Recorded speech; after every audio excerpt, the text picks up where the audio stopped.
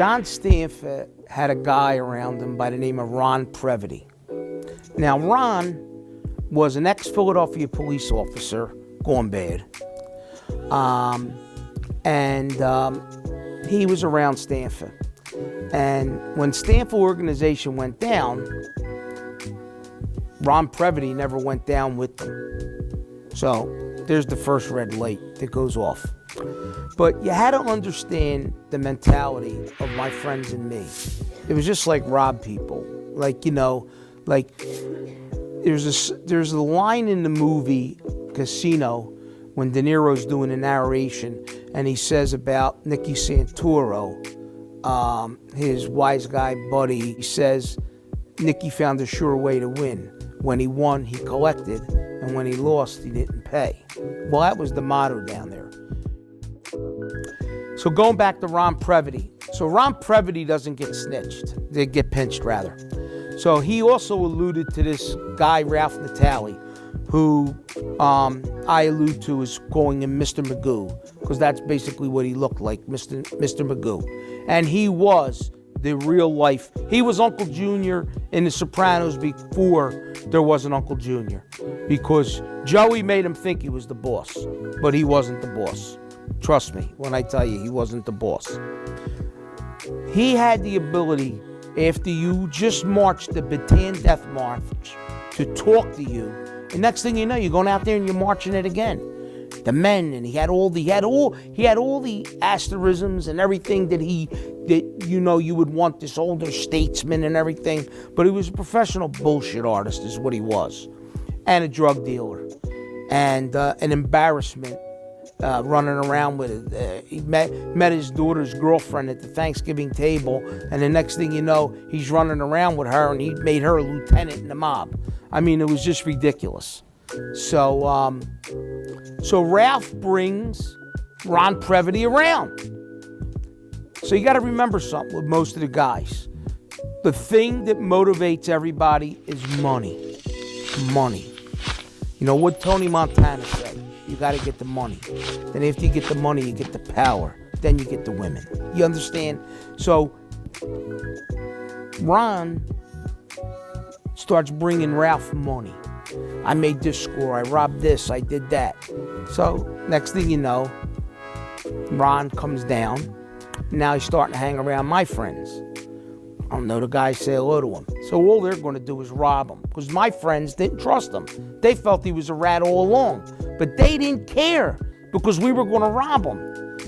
And the funny story about it is, if you read The Last Gangster, when we were robbing Ron Previte, we were just robbing the FBI because they were just feeding them the money. They were giving them Rolex watches to give us. And, you know, they were manufacturing truckloads of bicycles and baby formula and shrimp, and they tell them we have nickels. We got a truckload of nickels we robbed from the mint. I mean, and then in the midst of all that, Ron Previte is trying to get Joey Merlino to go for a drug deal. And nobody ever trusted him. So the story goes in our trial, whether Joey okayed this deal or not, every time, if he okayed it when Ron didn't have a wire on. So they kept going back to Joey to trying to get him to talk about the deal. And so it must have went down where the drugs were given to each other, and it was bad quality stuff, and they like step on it or whatever, take an ounce of something and put 10 pounds of cornstarch on it. So there was like no quality to it. So every time Ron would talk to Joey about it, listen, them guys are stepping on it.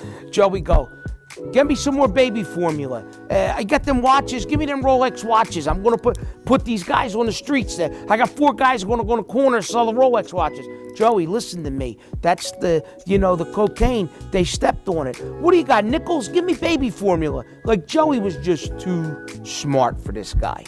So they didn't convict Joey of that in our trial, which was one of the underlying things, and I'll get to that. But, so Ron came around and we were robbing him. So he comes around and he gives us these cell phones. Because I got these hot cell phones. So this goes how far back they were. They were through Comcast, and they were like Motorola's, and they were the flips. So it was these flip phones, and you pulled the antenna out. So And then we made a deal where we were going to turn all the work into Ron Previte. So Ron Previte was going to be the house, and we were turning him in all our work. We were just robbing him. They were our own bets. We'd call up and call the work in. We'd make names up. Phil, 300. Joe, this, that, you know. And I'm engineering now. I got one of the guys orchestrating this because he's settling the money with me, with the bookmaking. So here, all we're doing is we're calling FBI agents. There's FBI agents that are manning the phones. They were government phones. So we're calling in bets to the FBI. And I should have known something was wrong because their math was never right. They couldn't figure anything out. I mean, I was a good bookmaker. I really was. And I have a good way with numbers. And, I used to reconcile their books and say a couple times they were overpaying me. So I didn't know whether it was a setup or a trap. And I'd say, oh, no, your money's over here. Take this. You're over 2,000 and things like that.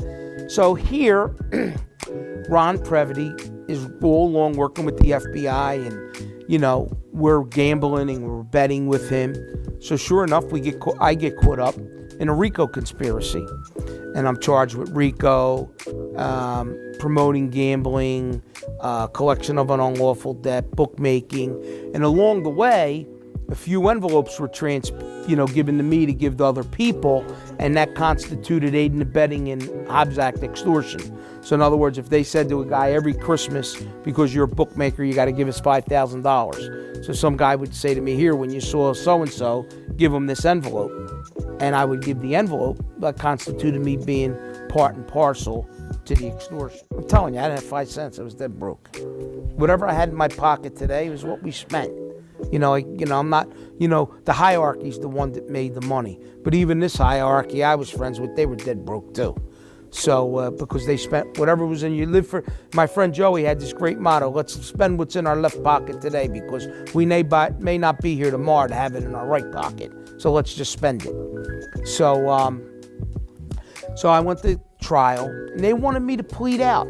I had an opportunity to plead. And they wanted I said, I'll plead to gambling, which was what I knew I did. I really knew that I didn't extort anybody.